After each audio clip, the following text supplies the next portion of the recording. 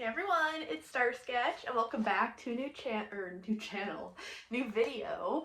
I'm excited to show you guys this. This is gonna be my little talking corner now. I'm still kind of adjusting how I want it to look and everything, but I wanted to have a set area in my art studio room for filming videos like this, for when I do Erin Talks or chill and chat. And also just to have a comfy spot in general for me to just doodle at, journal at, whatever.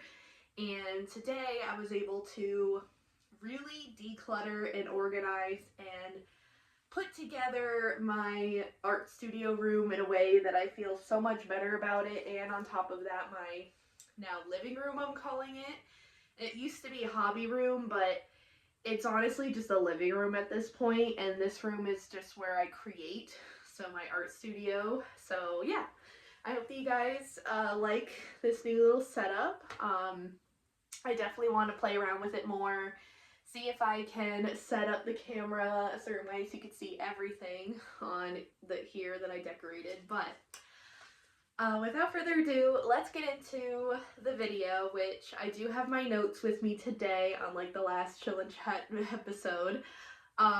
This video will have a coincided, like a blog post to go along with it. So if you would like to see the blog post, check it out in the description down below for the link that's up on my website.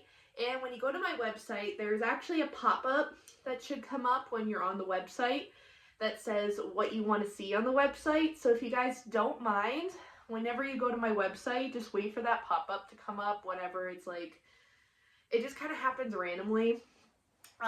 Please fill out that form. I would love to know what you guys want me to have on my website for accessible use for all of you guys. Like anything, like you think of it, and I will do my best to put it on there for you. But yeah, I just wanted to say those little things, and without further ado, let's get into the video, which today we're going to be talking about our phones and how phone addiction is real. I saw this video by MacDizzle420 here on YouTube, actually, that inspired me to do this video because, well, I've kind of been in a mindset over the last year of like, you know, creating versus consuming, and like phone time versus social time, or phone time versus real life, you know, that sort of, you know, how can we balance it? And so these are kind of the things I've learned over the last little bit, and I really love the video that Mac put out. I'll also have that linked down below for you guys, and in the description, I should say, because I felt like that vlog of hers was super real, super raw, like how people actually feel sometimes after being on a phone for a long time. So I highly recommend giving that video a watch. It honestly kind of opened my eyes a bit too on, you know, thankfully just on a personal note, I have completely been off of TikTok for a long time. I want to say oh my god, when was the last time I was on there? Maybe last summer? Maybe? I think it's been like almost a year since I've been off TikTok, and it's honestly been so much better for my overall well-being that I highly recommend it to anybody. And I've really tried to incorporate using up my other resources that I have besides just my phone, which I'm still working on. I want to have my iPad, which I do have somewhere, I think. I need to find it. I think it's in my little stack over there. But it's like, I barely use it, and I feel like I want to use it more for like my Star Sketch work and editing and stuff like that. And so yeah, so having like set spaces for that is really helpful, and also using my laptop more and separating, you know, obviously I'm still gonna have my email on my phone, but if I need to send an email or, you know, whatever, I try to do it on my computer, but you know, sometimes you just gotta do it on your phone. But let's get into my notes here of what I wrote about. That'll be, you know, echoed into the blog post as well. So phone addiction honestly affects a lot of people and their mental health, which we've already kind of talked about, TikTok, too much screen time, being on social media a lot. Also, with social media right now, there's a big increase in the amount of political talk that there is out there. So even just trying to change your algorithm to more of like I've been trying to change mine to more like good news. For example, I was able to get a post on my Instagram feed that was about how pandas are no longer going extinct, which made me so happy because you guys have no idea. I love pandas and I've always wanted to see them. And then I guess in Portugal, they're opening an elephant sanctuary, which is beneficial for me because I've always been afraid of like long plane travel, and the fact that there's going to be an elephant sanctuary in Portugal, and I've landed in Portugal before, so it's not a long, flight. I would totally take a direct flight to Portugal to go see that elephant sanctuary. Who wants to go with me? No, I'm just kidding. But yeah, so like trying to change your algorithm might be really helpful too. And the issue with phone addiction is that there's definitely times where it can be minor, like for example, you're just checking on it a lot, or your screen time like on your phone says you've been on it for 4 hours a day, which is typically the average of phone addiction. But if you are so bad to the point where your screen time says you're on it for 8 hours a day, that's insane to me. Like, I can't even imagine. Do I have something in my tooth? I can't even imagine. I did. Thanks for telling me. No, I'm just kidding. It's not your fault. It's, whatchamacallit, just in general, like, just checking your screen time, seeing how many hours a day, and seeing if you can replace those hours of checking your phone with creating something, with making a video, with taking care of yourself, with creating a better life for yourself, creating an art piece, creating, color on a coloring page, whatever it may be. But honestly, the major issue is when you feel like you can't quit, like you feel like that you can't physically put your phone down and not check it for a period of time. Another thing is you feel withdrawal. So this was definitely something that I faced. For those of you that don't know, I can say I, Starsketch, was addicted to the internet. I was addicted to my phone, video chatting. There was a time in my life where and I'm not proud to say this, I would be on video chat with people for hours and hours and hours at a time. There was one time, probably actually a few, but one that I can remember, that I was on a call with these friends of mine, which mind you, I never met any of them in real life, so I'm sorry to those of you that I've never met in real life and I call my friends. I do think that you are my, friends. However, I was thinking of these people as, close friends, some people that I just talk to about my life to and stuff. Even though, one, I never met them, two, I was doing way too many, personal shit talking with them, and, it was all drama. And every guy, wanted to get with me or get with one of my friends, and it was just, it was like we were in our own little world, and I was withdrawing myself. I can't speak for the other people. I don't know where they are in their lives now. I wish them all the best. But I was so withdrawn from my own reality, my own life, that I would go without showering for a week. A week. Probably 2 weeks at most, actually. It was disgusting. I was disgusted with myself. And you know what the funny thing is? I did it all while I was up here. And it's not the environment. It's not the fact that I'm up on the 3rd floor. I'm isolating myself. I was isolating myself because I was so addicted to the internet. I was so addicted to just being on my phone, to doing all of that now in my life, especially since my mental health journey began, I've been trying to rewire my brain, to rewire my routine so much I literally had to take a break from social media online. I literally didn't have a phone for a full year.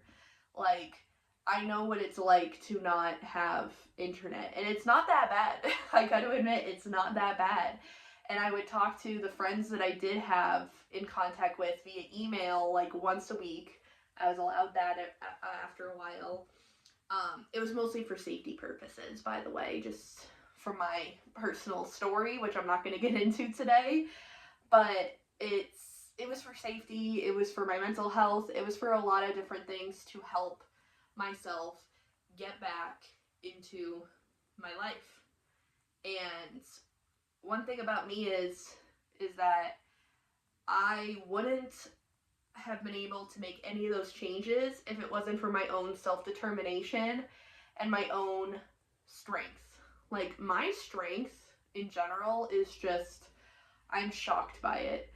So if you're able to, if you feel like that you've been so connected to online that you're feeling withdrawn from reality and almost feel like a loss of control of your emotions, your mental health, all of that, I highly recommend seeking out a professional, talking to your parents about it, talking to a loved one about it, just talking to somebody about it.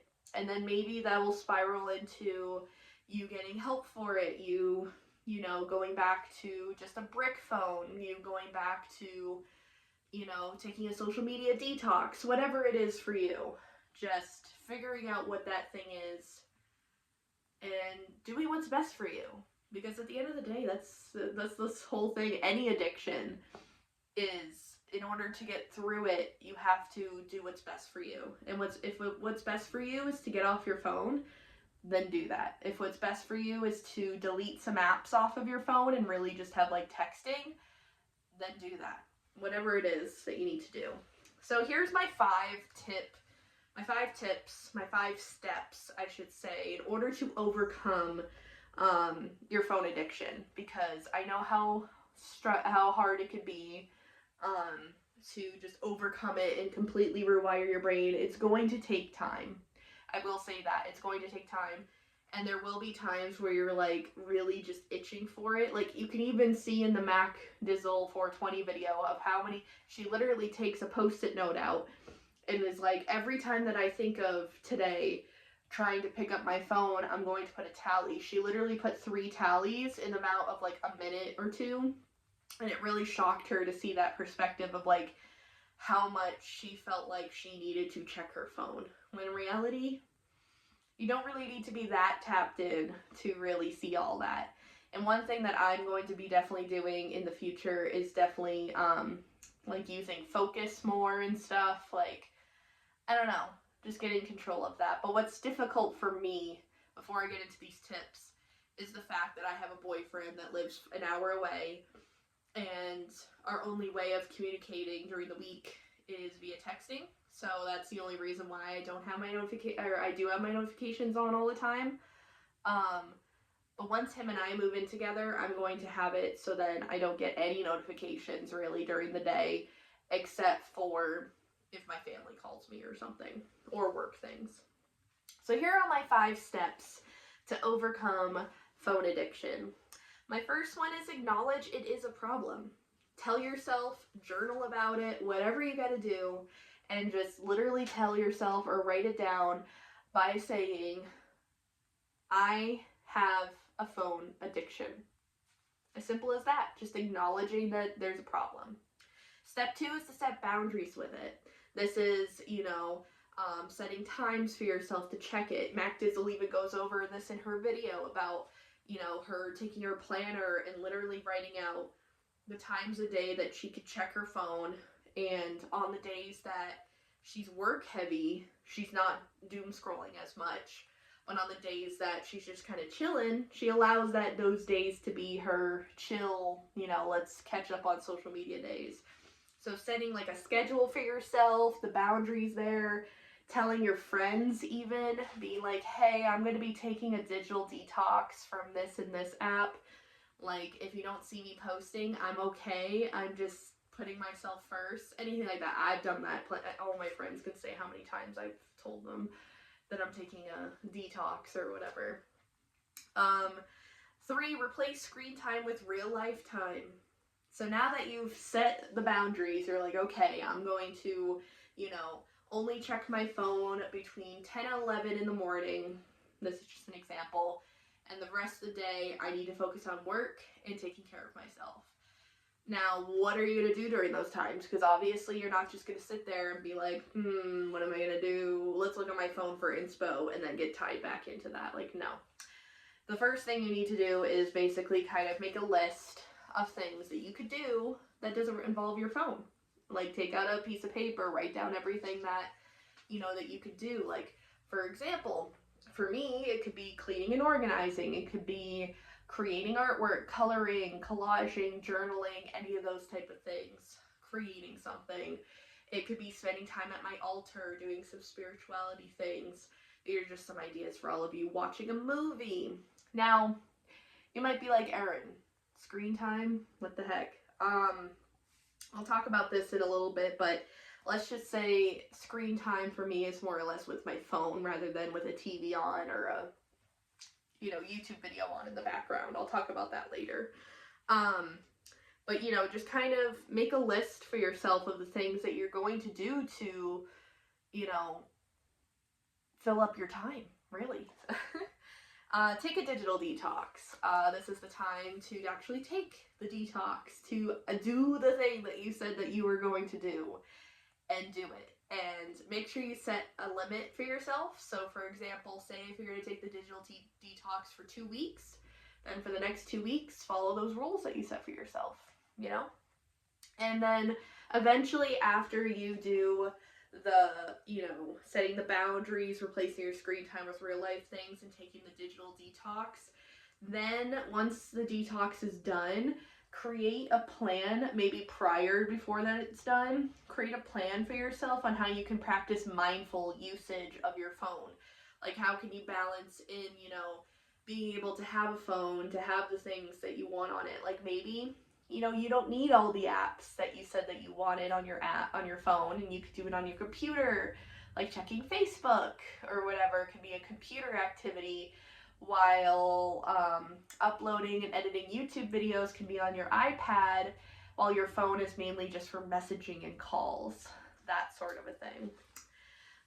The last thing I wanted to talk about here, which is a big thing that I try to have as a mentality with this whole phone addiction thing, that I'm really trying to incorporate into the year 2026. I've already started doing it in the end of 2025, but it's creating over consuming mentality. So creating more than you're consuming. If you see on your phone that you're consuming 4 hours a day of content, then maybe create 8 hours of the day. Doubling your time that you are on your phone to what you do in real life is really going to change your life around. And these are some of the ways that you can create rather than consume. For example, journaling in all the ways. You guys know on my channel, I do so much journaling stuff. It could be junk journaling, art journaling, following prompts, creating a grimoire. You can write lists. Like, the possibilities are endless when it comes to journaling, that you could literally spend a whole day journaling and just, I don't know.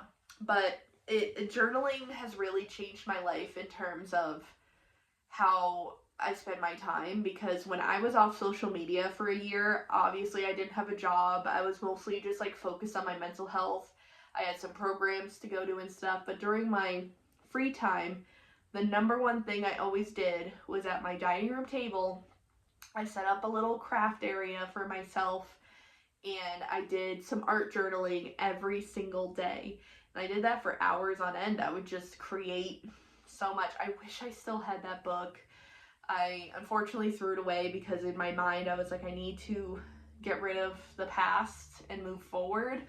But I kind of wish that I kept that, because there was so many things I created in that book. So much paint, so much glue, so much cutouts. Like, I love journaling to this day, and now I've kind of morphed it into, I have multiple different journals now. I have a hobby journal, I have a grimoire for my spirituality stuff, I have a journal that's tabbed with different sections to write stuff in, I have a planner, I have my notebook for specifically star sketch, like anything journaling, notebook-wise.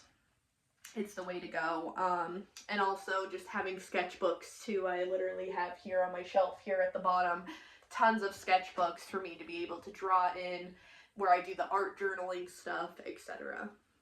Try a new hobby or a recipe. So for me, I have been trying to learn how to make zines, which are mini magazines. I found out about it on Pinterest. That's a majority of my screen time now is going on Pinterest, to be honest. I love Pinterest. But learning how to make zines and learning poetry has been definitely something I've been trying to learn. I've been trying to get back into diamond art. I actually set up a table over here for myself to start working on it more. And for the recipe wise, I've been making gummy drinks for myself. Mixing it with tea, mixing it with lemonade, mixing it with juice, whatever the case is. I'm making a drink and it's gonna have a gummy in there. So those have been really fun to do. So trying a new hobby or a recipe of some sort, like to incorporate into your daily life. Do all the things artsy. Paint, collage, color, crochet, craft, photograph, repurpose, all of those things. Like, be the hobby girl era. That's all I have to say. Look that up on Google or on YouTube and you'll be diving deep into hobby girl era stuff. So as I was saying before, TV time and music is way different than screen time. I want you to watch more movies, more physical media, more listening to music rather than being on your phone, on social media, just indulging in brain rot. Like, you know what I mean? Doing things that are more inspiring, that are going to get you motivated, stuff like that. That's what I mean that it's different than screen time, because having a podcast on in the background, like for example, hey, you probably have me on in the background, but having a podcast on in the background versus you sitting on your phone in a chair like this, or like this, I should say, just watching videos or whatever. Yeah, no. What do you think is more productive? The knowledge that you're getting from the podcast, for sure.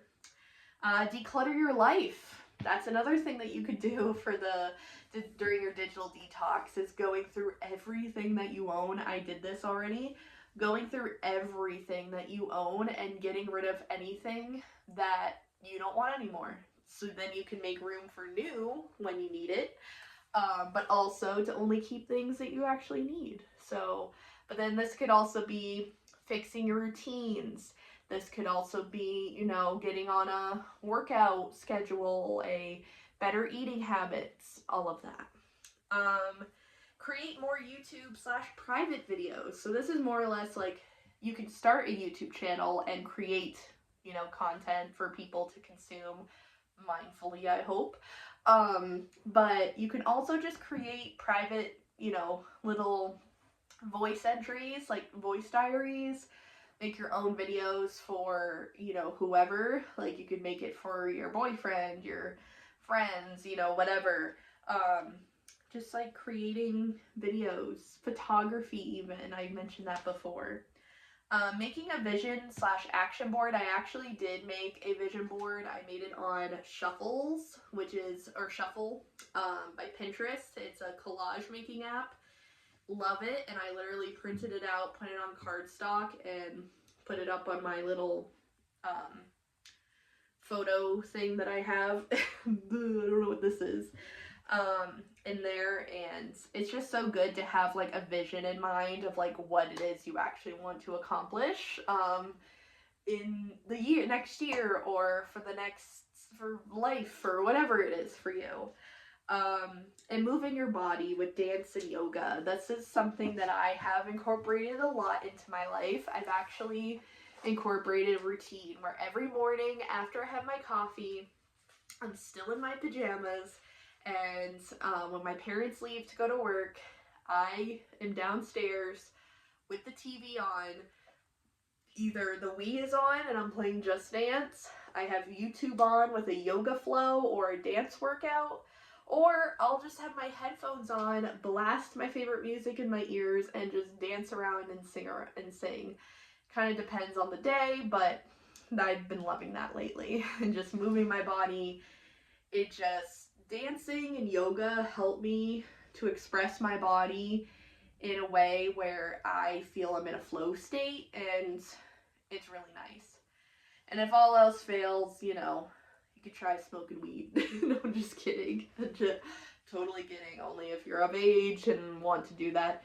I'm sorry, I'm in a silly, goofy mood now because I did chill a little earlier. But I hope that you guys enjoyed this video, and I hope that you all gained something from it. Let me know what you thought about it in the comment section down below. And if you want to read up on more info or more, note style way of looking at what we talked about today, you can check out the blog post in the description box down below, along with that video I mentioned from MacDizzle420. I love her channel, and it's super inspiring, and I felt like that video definitely coincides with this one. It really did inspire me to make this video, to be honest. But also, it's an important topic to talk about. But anywho, I'm going to go do some self-care and create things and get this video up for you guys, and also just live my life and be off my phone as much as possible. But I hope that you guys enjoyed this video, and I will see you guys all in the next one tomorrow, because like I said, I've been trying to upload every single day this week, except for Friday, Saturday, Sunday. So wish me luck. I hope that you guys enjoyed, and I'll see you guys all in the next one. Bye guys!